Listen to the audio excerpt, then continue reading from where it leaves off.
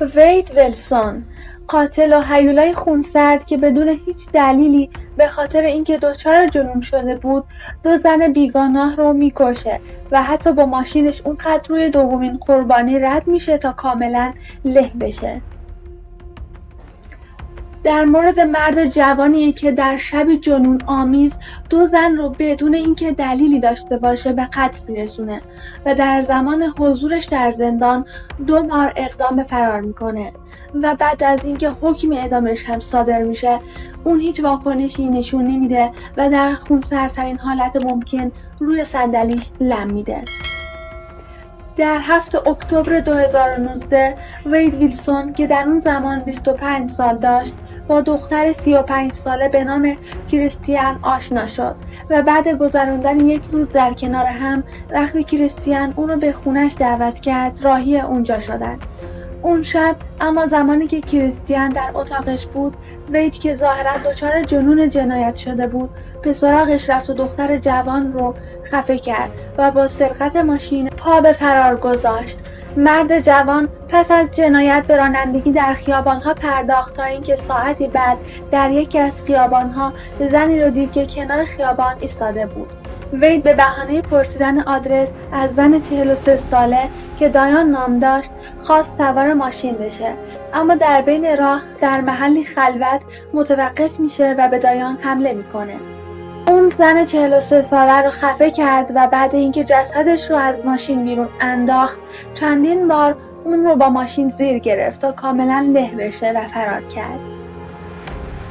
قاتل عجیب روز بعد با پدرش تماس گرفت و در مورد قتل‌هایی که مرتکب شده بود به پدرش توضیح داد و گفت که باید بهش کمک کنه تا فرار کنه چون که پلیس دنبالشه.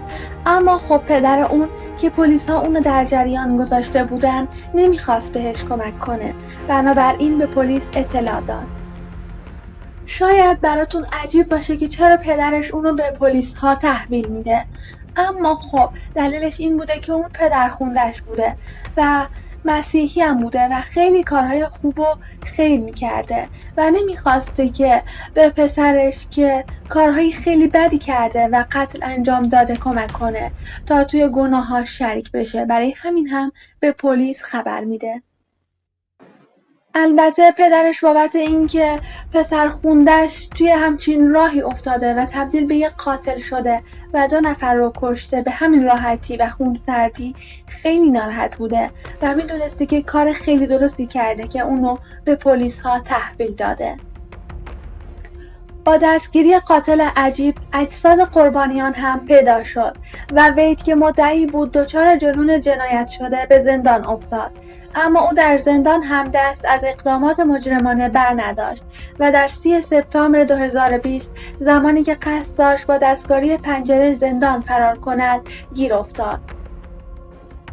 او مدتی بعد هم قصد داشت با نقشه دیگه از زندان فرار کنه که موفق نشد.